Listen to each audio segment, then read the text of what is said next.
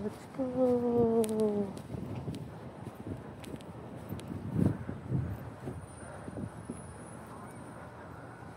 Anong oras na ba? Oras na para magpahinga.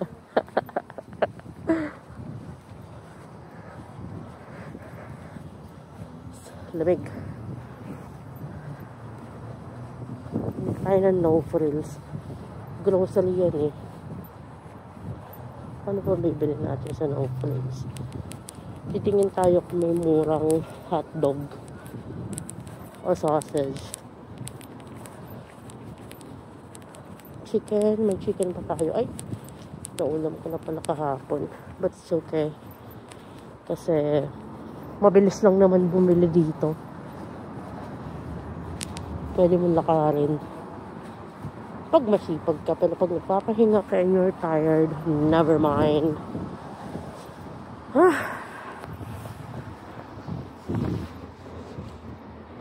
Medyo malamig. Papakita ko mamaya yung nabili ko. Bumili ako na almond. Dark chocolate almond. Tapos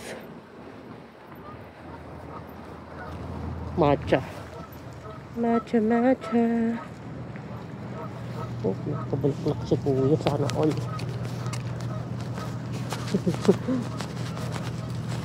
Tingnan natin kung may tinda silang ewan.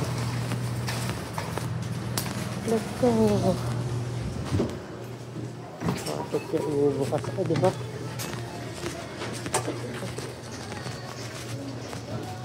Ngayon, let's check. Apple. Ay, pura yung apple ngayon. But no thanks. Tomato. Oh, I guess I need tomato. Kailan kong iluluto ko dyan? Tingnan mo natin yung meat. What they do have right now is kuha ko lang ng ano.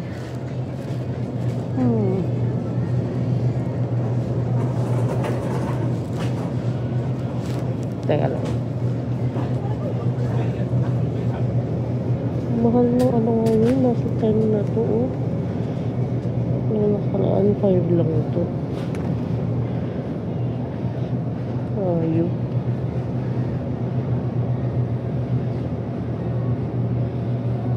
Salmon 15. Pangit naman.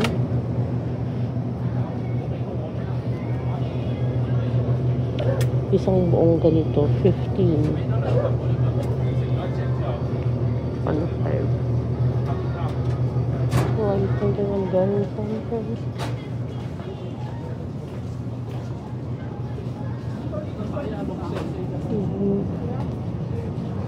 Sausage. Oh, naka 5 lang itong sausage. Yun lang ako.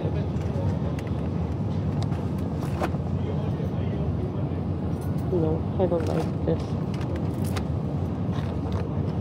Naka-sale pero hindi ko trip. Hindi masarap yung hotdog nila dito eh. Ang masarap yung sausage. Eto, titikpang ko na ito, masarap ito. This is good.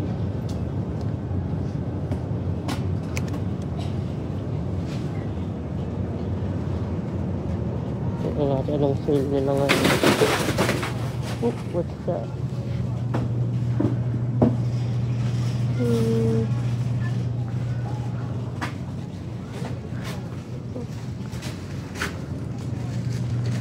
No.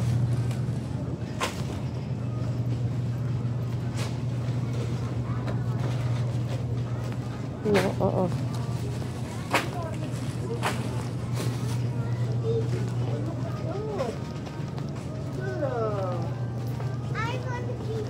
Chop mine. Kapatid pala ng base ng Canada yun. Kala ko US. Dahil sa tariff na yan, maraming nagkakagulo sa mga presyokan ng mga kung ano-ano.